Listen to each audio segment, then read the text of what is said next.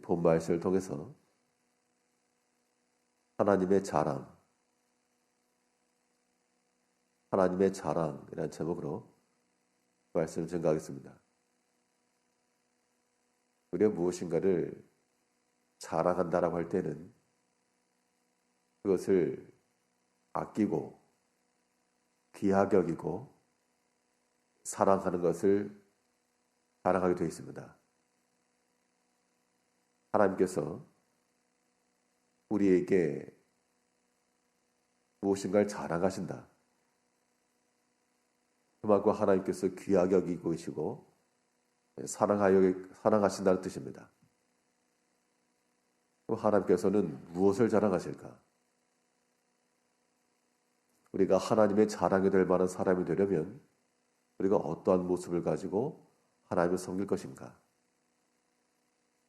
오늘 본 말씀을 통해 살펴보게 되면 먼저 우리가 하나님의 자랑이 될 만한 사람이 되려면 하나님을 향한 숨은 사랑이 있어야 됩니다. 숨은 사랑이라고 하는 것은 겉으로 드러난 것 이외에 더 풍성한 하나님 사랑을 가리킵니다. 우리가 하나님을 믿는 백성들로서 다 눈에 보이는 그러한 하나님의 사랑의 모습을 가지고는 있습니다. 그런데 대부분의 사람은 얼핏 보면 믿는 자의 모습이 탁월한데 가만히 보면 자세히 살펴보면 그러지 못한 경우가 대부분입니다. 그런데 하나님께서는 하나님을 향하여서 자세히 볼수록 더 사랑이 있고 위하는 마음이 있고 충성하며 섬기는 마음을 가지고자 하는 자들을 기뻐하시고 사랑하신다는 겁니다. 오늘 본문에 나오는 욥이 바로 그랬습니다. 8절을 보시면 여호와께서 사단에게 이르시되 내가 내 종 욥을 유의하여 보았느냐. 그와 같이 순전하고 정직하여 하나님을 경외하며 악에서 떠난 자가 세상에 없느니라. 내 종 욥을 유의하여 보았느냐. 자세히 살펴보셨다 그 얘기입니다. 하나님께서 이미 그 욥의 행사며 그의 사상이며 그의 모든 소위를 다 살피셔서 참 이 사람은 하나님을 향한 자신을 향한 그러한 넘치는 마음, 그 풍성한 마음이 솟아나는 샘과도 같이 눈에 보이는 외면적인 것에만 있지 않고 여기도 있고 저기도 있고 욥이 그 사랑하는 자녀들을 위해서 크게 잔치를 베풀고 그 다음날 아침 혹시 마음으로라도 범죄하였을까 하여 그 자녀의 명수대로 번제를 드렸다. 하나님께서 그것을 보시고 번제를 드렸다라고 하는 행위 자체로서만 끝나는 것이 아니라 우리는 보통 그 번제를 드린 것으로 끝냅니다. 번제 드렸다. 내가 할 도리를 다 했다. 그런데 하나님께서 보신 것은 번제를 드린 것 그것 자체만을 보신 것이 아니라 그 이면에 혹시라도 그 마음에 범죄하였을까 하여 하나님 앞에 그런 제사를 드렸다는 겁니다. 그만큼 다른 사람을 신경 쓰지 않지만 하나님을 향한 마음이 있었다는 겁니다. 그러한 마음을 하나님께서 자세히 보시고 하나님을 향한 숨겨진 사랑이 있는 욥을 향하여 자랑하신 겁니다. 얼마나 큰 자랑이었으면 사단에게까지 자랑하였다. 우리가 하나님 앞에서 부끄러운 자들 되지 아니하도록 우리가 하나님을 향하여 자세히 미루어 살필 때라도 조금도 부족함 없고 변함없이 하나님을 사랑하는 자들 되어야 되겠습니다.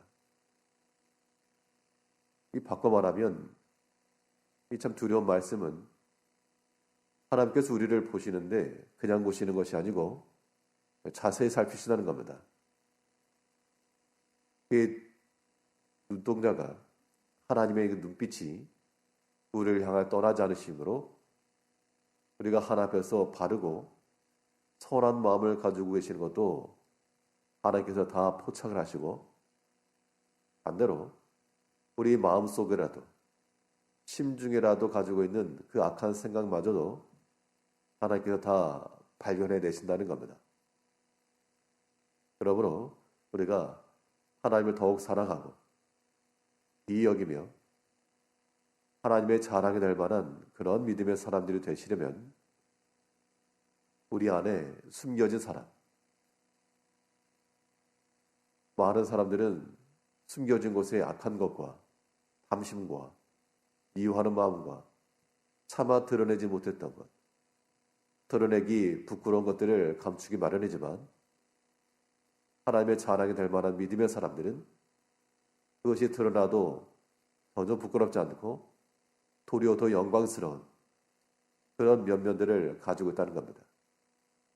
이제 오늘 하루 동안에 우리의 모든 숨겨진 것들을 다 드러내고 그 안에 무엇이 들었는가, 세상의 것을 가득 담긴 그러한 거짓된 것으로 하나님을 섬기려 하지 말고 하나님을 향하여서 여기저기 숨겨진 우리의 모든 시간을 봐도, 상황을 봐도, 우리의 모든 공간을 봐도, 외면을 봐도, 내면을 살펴봐도 하나님께서 참으로 기뻐하실 만한 그러한 믿음의 사람으로 살아갈 때 하나님께서 그런 자들을 기뻐하시고 사랑하신다는 겁니다.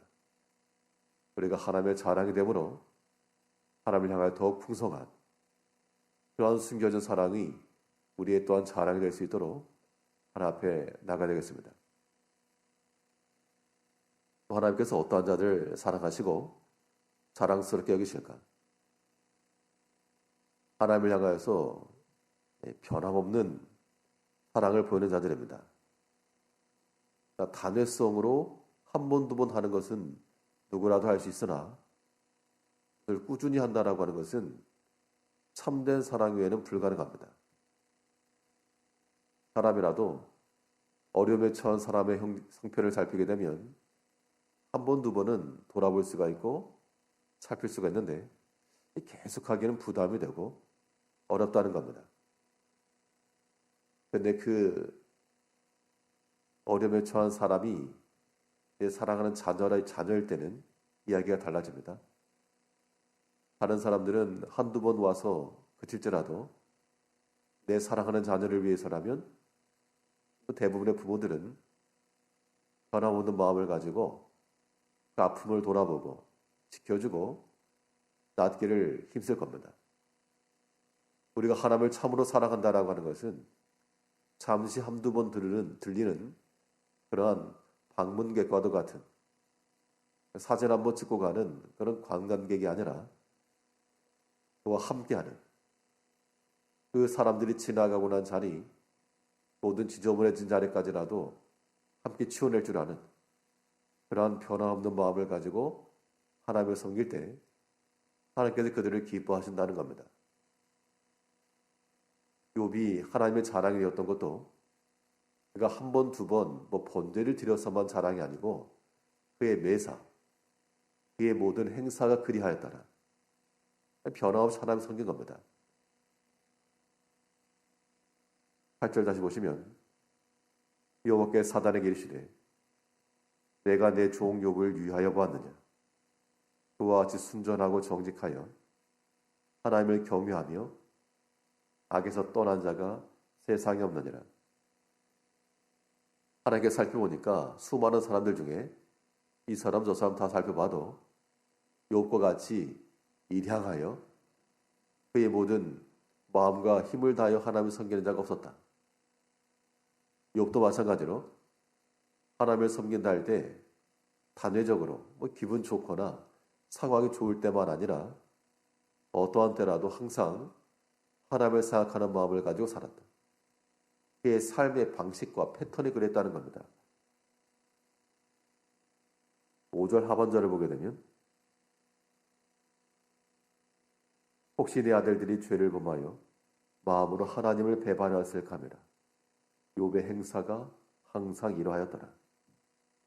그의 마음이 변함없이 하나님을 향하여서 일치되었다는 겁니다.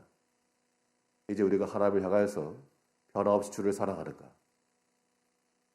아니면 우리 형편이 피고 좋으면 참 감사하고 때로 우리 가운데 어려움이나 시련이나 또 하나님이 연단하시고 오시게 될 때 그때에는 하나님을 원망하고 욥이 뒤에 보면 여러 가지 어려움을 당했어도 어리석게 원망하지 않았다 그랬습니다. 하나님을 변함없이 사랑하는 자들, 하나님께서 또한 그들을 사랑하시고 자랑스럽게 여기신다는 겁니다. 이제 우리가 하나님 앞에서 욥과도 같이 오늘도 우리를 자세히 미루어 살피시는 하나님 앞에서 하나님께 더 드릴 만한 숨겨진 사랑이 우리 가운데 있어야 되겠고 변함없이 하나님을 향하여 하나님을 사랑하고 섬김으로 하나님의 사랑을 받으며 살아가시는 한 날 되시길 바라겠습니다. 기도하겠습니다.